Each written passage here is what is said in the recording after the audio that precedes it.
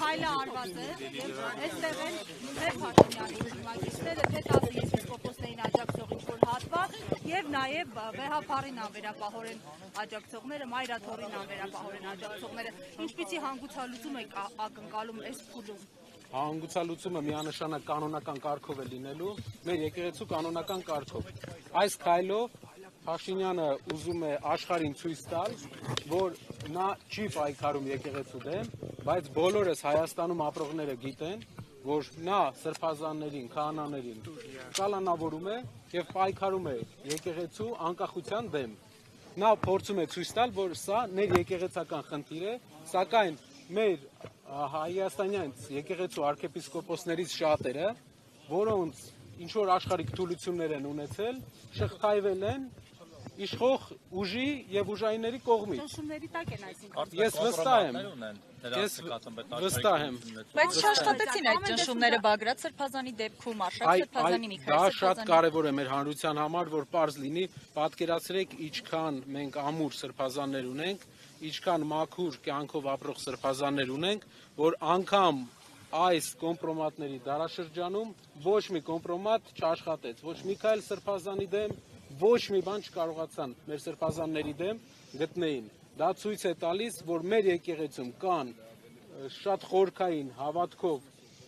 մարդիկ, ովքեր պաշտպանում են բոլոր կանոնական կարգերը։ Ինչի համար է, որովհետև նիկոլականների խմբակ էլ կա, փոքրիկ կամ չգիտեմ, իրանցից էլ մարդիկ կան պետական աշխատողներով։ Պետական աշխատողներ, այո, օրինակ Ճիշտ որ ասեմ, չնկատեցինք իրանց։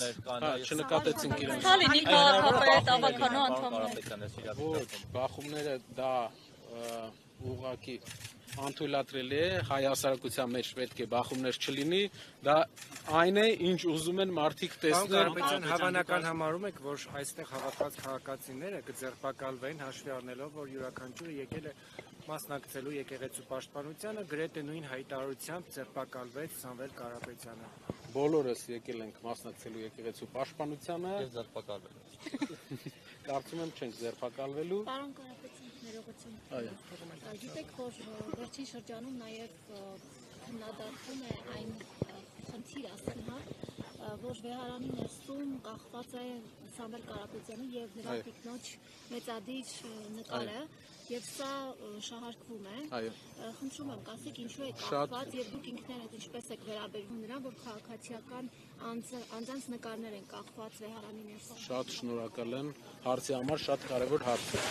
Ներկայացնեմ հարցի բնույթը, որտեղ մեր հանրությանն էլ հետաքրքիր է։ Նկարը Սամվել Կարապետյանի, ինչպես նաև հայ եկեղեցու մյուս բարերարների կախված է վեհարանում, քանի որ վեհարանը ոգևոր, ինչպես Ալեքսանյանը Ալիկը ներկայացրել է, դա կաթողիկոսի աշխատանքի վայրն է։ Վեհարանում, որտեղ որ տարբեր պատմական թանգարանում, վեհարանի թանգարանում, ու իմ հիշելով կա նաև Ալեք Մանուկյանի նկարը, կան նաև այլ հայ բարեգործների նկարները վեհարանում, որը հայ եկեղեցու, ինչքան մենք գիտենք նաև կաթոլիկ եկեղեցու ավանդույթների մեջ է։ Դա է պատճառը, ճանաչելով Սամվել Կարապետյանը, ես կարող եմ ասել, որ նա երբեք չի բարձրաձայնել այն բաները, որ ինքը արել է եւ երբեք կողմ չի եղել, բայց դա մեր հոգեվոր դասի երևի քայլն էր ի պատիվ իրենց։ Պարոն Կարապետյան, իշխանությունների կողմից իշխանությունների 10 եպիսկոպոսներին աջակցում է, բայց չի ուղղորդում։ Նիկոլ Փաշինյանը պառակտում է մեր եկեղեցին, պառակտում է մեր հասարակությանը։ Մենք բոլորս գիտենք ինչպես են հոգևոր դասի երեցները հայտնվել այդ վիճակում։ Նրանցից շատերին, մի քանիսին ես անձամբ ճանաչում եմ եւ կարող եմ վստահ ասել, որ նրանց կարծիքը Նիկոլ Փաշինյանի մասին շատ ավելի ոչ դրական է, քան շատ ընդդիմադիրների։ Նկատինեք է 10 եպիսկոպոս։ Այո, նրանցից մի քանիսին ես ճանաչում եմ, նրանք իրենց անձնական կարծիքով ունեն շատ Նիկոլ Փաշինյանի հանդեպ շատ ոչ դրական կարծիք, ինչպես է ստացվել, որ ինչպես նշեցի։ Պարոն Կարապետյան, տեսեք իշխանությունները մեղադրանք են հաշվի առնելով նաև աշխարհական մի շարք կենտրոնների վերջին շահագրգռվածությունը, նաև բաց աջակցությունը, օրինակ Փաշինյանի նրա թիմի հիբրիդային տեսականների դեմ պայքարելու այս առումով էլի։ շատ կարևոր հարց է։ Այս քայլերը, հայ եկեղեցու անկախության դեմ դիտված քայլերը, դա քայլ է ընդհանուր հայկական հայոց ցեղասպանության ճանաչման, հայկական շահերի միջազգային հարթակներում ներկայացման դեմ։ Դրանից առաջ դրան նախորդել է Թուրքիայի հետ բանակցությունները, որի արդյունքում մենք հետագայում ենք իմանալու, թե ինչ պայմանավորվածություններ եւ ինչ պարտավորություններ է ձեռք բերել այս իշխանությունը։ Հաստատ ուզում եմ վստահեցնել, որ ինչ որ մարդկանց կուսակրոնությունը չէ այս ամբողջ շարժման գաղափարը, իրենց պետական ճնշման գաղափարը, նրանց գաղափարը եկեղեցին զրկել անկախությունից, որպեսզի հայ եկեղեցին չունենա ազգային օրակարգ տանելու իրավունք։ Հիշում եք, մի օրինակ բերեմ։ Դրսի ուժերի հետ պայմանավորվածությունների արդյունքում։ Նպատակը որն է եւ կոնկրետ ում է սպասարկում այս խնդիրը, ում շահն է սպասարկում է ծառայեցնել։ Ձեր կարծիքով հայ եկեղեցու անկախության կորուստը ում պետք է սպասարկի։ Գուցե այն երկրին, որտեղից որ այսօր բենզին է եկել Հայաստան մեծ քանակությամբ։ Ինձ թվում է այդ երկրի թափը դեռ չի հերիքի, որպեսզի մի քիչ ավելի այդ երկրից մի քիչ ավելի մեծ։ Տեսնենք ամեն ինչ ժամանակի ընթացքում Աստված առաջ կպարզվի եւ մենք իմանանք, թե ինչ պարտավորությունների դաշտ է մտել մեր իշխանությունը, որ ստիպված է այս քայլերին գնալ։ Որպես գործար այդ բենզինի մասով ինչ կասեք, որ ադրբեջանական բենզին են մտնում Հայաստան եւ կամաց սովորեցնում են նաեւ դրան։ Շատ մի հատ հետաքրքիր բան ասեմ։ Երբ որ մենք ուզենանք ասում են ապաշրջափակում, ինչը լավ բան է տրանսպորտային առումով, բայց երբ որ հայկական գործարարը ուզենա ինչ որ բան վաճառի Թուրքիայում, այսօր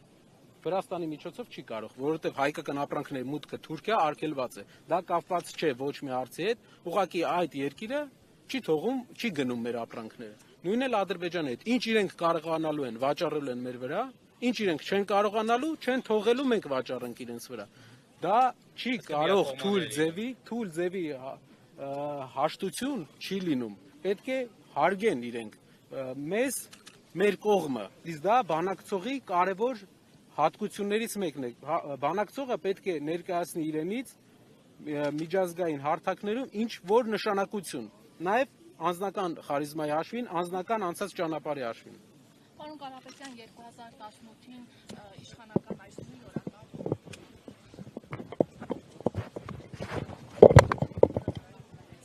Վստահ եմ այս ճիշտ նկատեցիք, էլի է եղել այսպիսի բան, նրանք էլ են ուզել անկախությունը մինչև այս բոլոր process-ները վերացնել եկեղեցու, էլի չի ստացվել, այս անգամ էլ չի ստացվելու։ Միակ վախս, միակ մտավախությունս հարգելի հայրենակիցներ, մեր մտավախությունը այն է, որ կգնան նրան, որ եկեղեցու տարբեր երեցներին քաշելով, կոմպրոմատներով, թե ոչ կոմպրոմատներով իրենց կողմը կգնան պառակտման եկեղեցու։ Իսկ եկեղեցին մնացել է մեր ազգային միասնության վերջին կետերից մեկը։ Այսինքն մենք պետք է մի ժայռ ունենանք, որի վրա հենվում ենք եւ ազգային միասնությունից ենք խոսում։ Ես այստեղ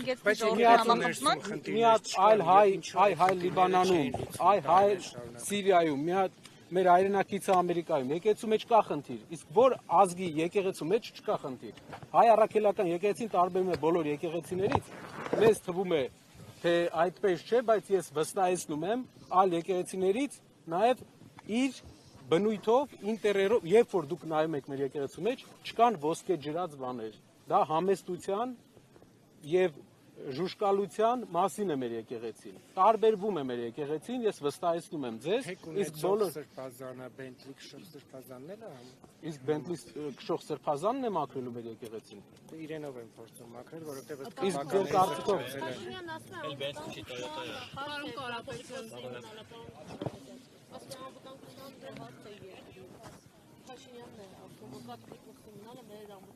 ինձ թվում է ուրիշ մարդու մնալն է մեր երկրի անվտանգությանը շատ կարևոր հարց, որովհետև թույլ բանակցելով ամեն անգամ ինչ որ բան տալով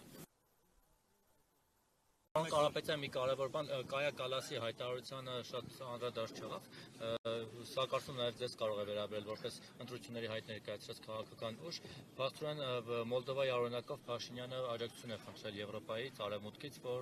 աջակցեն իրեն ընտրությունների։ Եթե ամեն ինչ թափանցիկ լինի, մենք խնդիր չենք տեսնում։ Եթե ամեն ինչ թափանցիկ լինի, կան ստրուկտուրաներ, կան կառույցներ, որոնց հետ կարելի է աշխատել։ Չէ, ներողություն, այսինքն աջակցություն է խնդրում, որ Մոլդովայի օրինակով Հայաստանի իշխանություններին աջակցեն, այսինքն ենթադրաբար թույլ չտան գրանցել օրինակ այսպես կոչված ինոագենտի անվան տակ ուժերի, իրենք այդպես կձևակերպեն։ Պարզա։ Օրինակ ձեզ, չգիտեմ, ընդդիմադիր ուժերի։ Քլեչի հետ բանակցողները ու քլեչից ամեն անգամ ինչ-որ ցույցում ստացողները թող իրենք իրենց կողքերը նայեն, թե ով ում ազդեցության տակ է եւ ով ում օրակարգն է առաջ տանում։ Այս մեկ շարունակեմ։ Այս մեկ, երկրորդը հայ հասարակության մեջ կա փոփոխության պահանջ։ Բոլորս միահամուռ կերպով, բոլորս փողոցում, մարդկանց հետ շփման մեջ, այս օրերի ընթացքում մենք բոլոր տեղերը տեսել ենք, որ մեր ժողովուրդը ուզում է փոփոխություն։ Մեր ժողովուրդը ուզում է կայունություն եւ նաեւ համերաշխ, որ ապրենք մեր երկրում, ոչ թե 3 միլիոնով իրար հետ խնդիրներ ստեղծենք։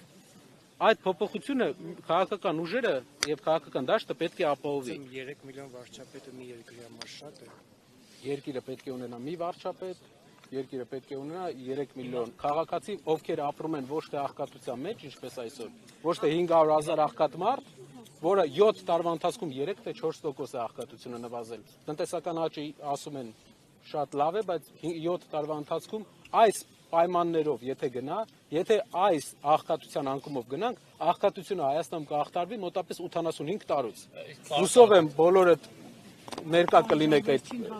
իրադարձությանը, բայց չեմ կարծում, որ այստեղ մարդ կլինի, ով կտեսնի աղքատության հաղթարումը այս տեմպերով։ Մենք պետք է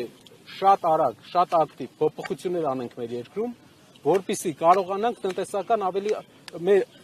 գյուղերի բնակչությանը, մեր փոքր քաղաքների բնակչության աղքատությունից անենք։ Բայց այսօր քաղաքական թեմատիկայով ես մի քիչ գնացի ավելի շատ ձեր հարցի հետևից քաղաքական թեմատիկայի կխնդրեի ավելի շատ կենտրոնանանք այն միասնականության վրա, որի վրա մենք աշխատում ենք այսօր եւ թույլ չտանք որևէ անախորժություն, այլ միայն այսօրը լինի համերաշխություն։ Բայց 3 ԿՊ-ից ասում էին, որ դուք քաղաքական այսպես ենթատեքստ եք տալիս, գալիս եք թեև երկրպագուների հայտարարության մեջ էլ կա քաղաքական ենթատեքստ, ամեն դեպքում ասում են հայ հարայի հասեք քաղաքական օրակարգերով գնում են մայրաթով։